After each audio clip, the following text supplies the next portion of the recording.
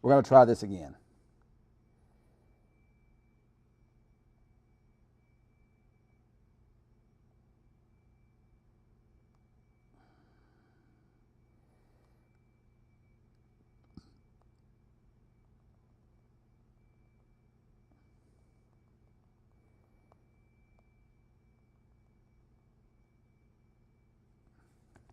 All right.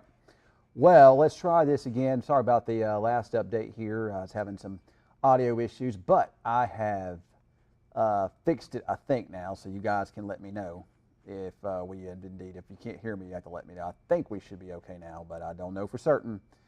So sound is good now. All right, good. All right, well, let's talk a little bit about, um,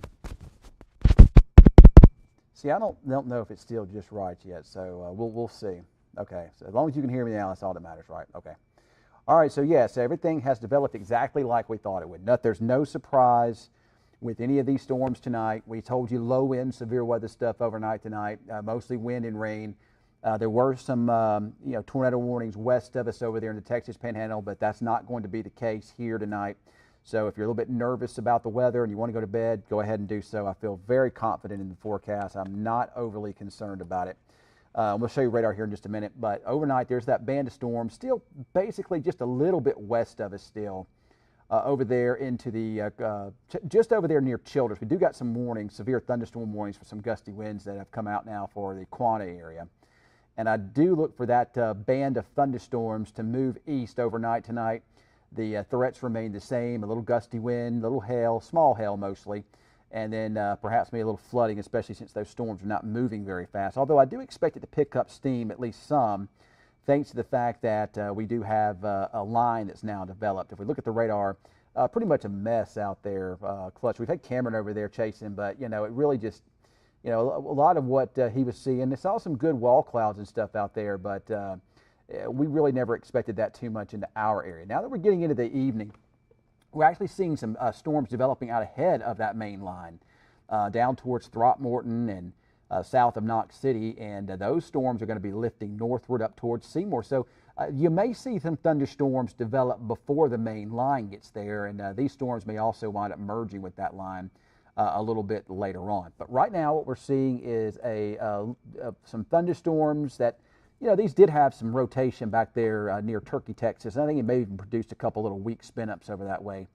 But as this is moving east, we still have a little hail showing up. Most of the hail is going to be smaller in size, and there's probably still some gusty winds in there. If we take a look at the velocities on these storms here, I really don't even see a lot of strong winds in it as of right now. It looks like most of it is going to be just, these warnings are mostly going to be for a little hail and maybe some gusty winds. But overall, I don't see big-time damaging winds moving into Hardeman or down into Ford County as of now. No rotation on radar, so that is good. We'll go a little bit further off and see anything that way either.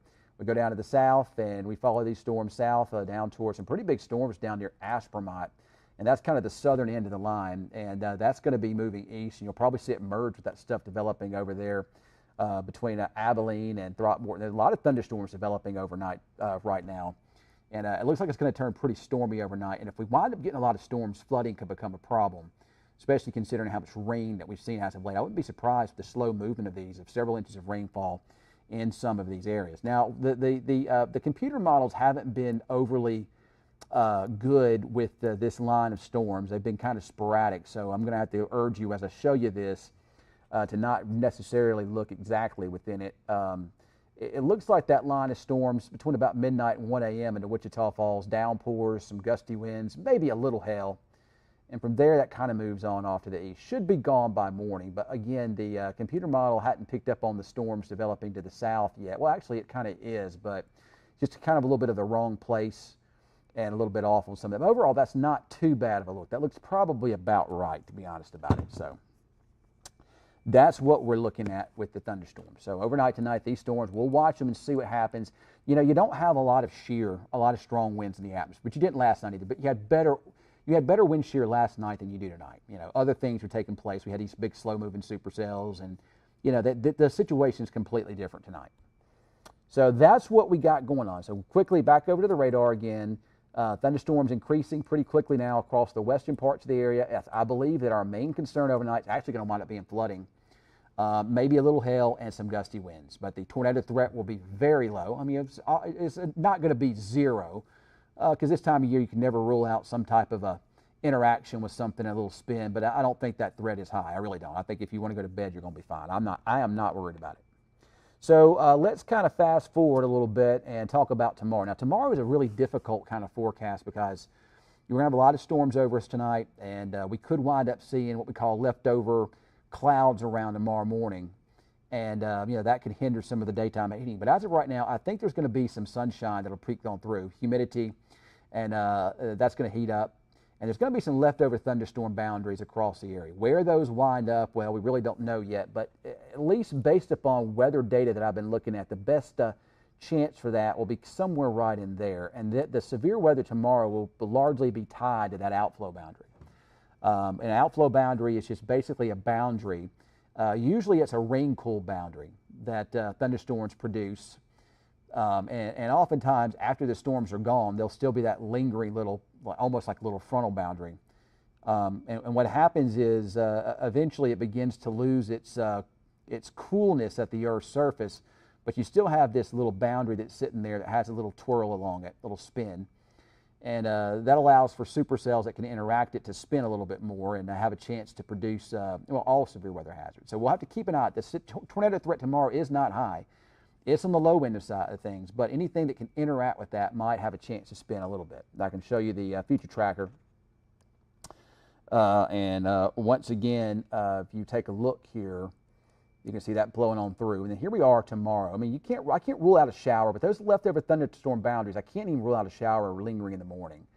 And then we'll be kind of paying attention to where that boundary is. And there it is. You got thunderstorms late in the day popping up there near Childress and then kind of dropping south. And it's probably going to be pretty close to where that outflow boundary is located. The models are also showing some thunderstorms developing kind of south and southeast of us. But those are some pretty big storms. And if that is indeed the outflow boundary where it's at, those could be some big hail producers, wind, maybe some tornadoes too. We can't rule that out. And then things kind of cluster up in the evening there and kind of move on. So some flooding will also be a possibility with those. Maybe a slightly higher severe weather threat with those storms there over us tomorrow. I think tomorrow will be a more active severe weather day.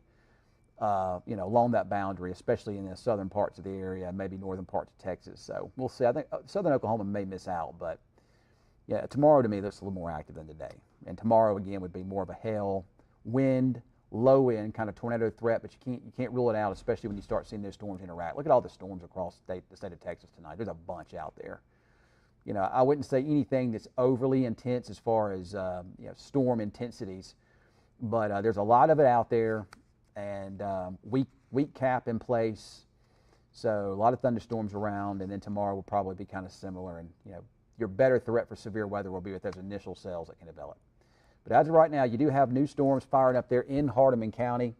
Maybe a little bit of a hail signature increasing there. Southwestern part, little cells actually just south of Quanah. That's going to lift northward and move through Quanah.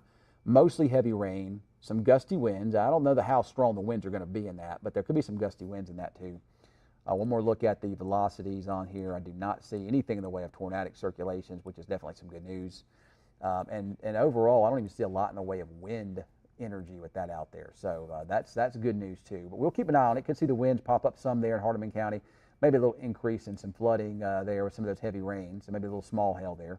And you might see hail kind of increasing down to the south. But I do think that all these storms down south are going to merge. And we may wind up getting some storms here in Wichita Falls sooner than I thought because of those storms coming in from the southwest.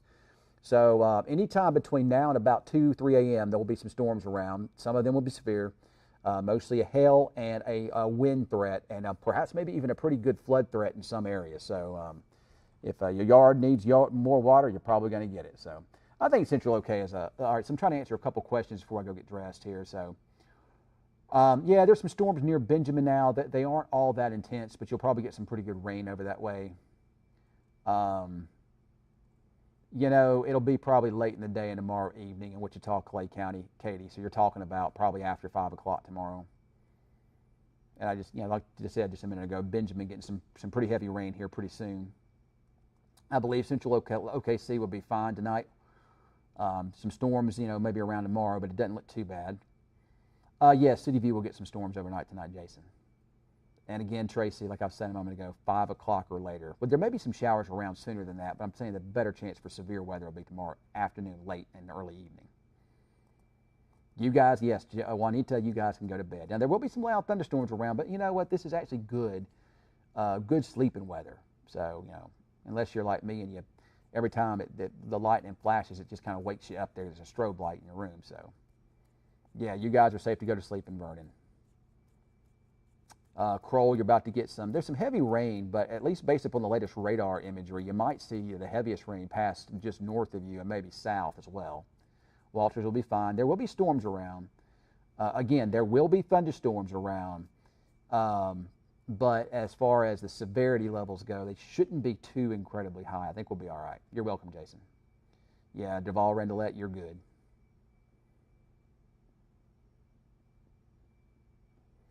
Yeah, there's nothing to be worried about, Jetlina. Those storms are really not bad over your way. Yeah, Teresa, nothing has changed from earlier though. If you watched my live earlier, everything is exactly the same as it was. The only difference is we got some thunderstorms kind of trying to develop out ahead of that line that just may make for some an area of heavier rain. So I think flooding may wind up being our biggest concern overnight. Well, thank you, Carrie. I appreciate that. You guys got some great meteorologists up there in central Oklahoma, so I appreciate you tuning in down here to me. Altus, I'm going to look at Altus real fast. Yeah, there's storms all around you right now, and then you got some heavy rain headed your way. But again, the overall severe threat doesn't appear to be that high. I wonder if the Storm Prediction Center is about to issue any new watches out here.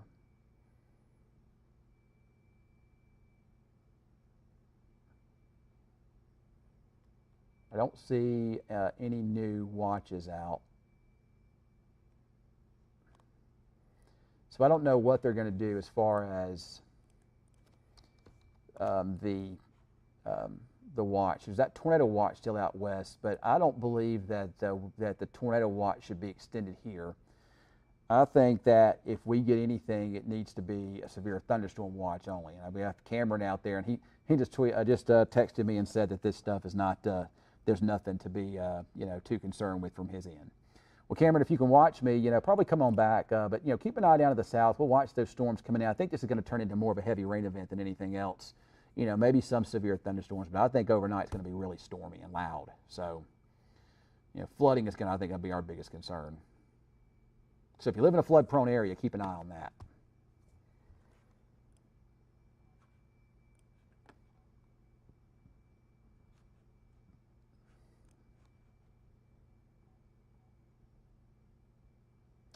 I don't see a big hail threat there in Knox City. There's going to be some small hail in those storms, but if you look at them, you usually associate the larger hailstones with supercells, and we really don't have supercells right now. There's some decent hail back towards Haskell, but any hail there in Knox City would be small. There might be some bigger hailstones in some of these little storms developing out ahead, but as of right now, Knox City should be okay.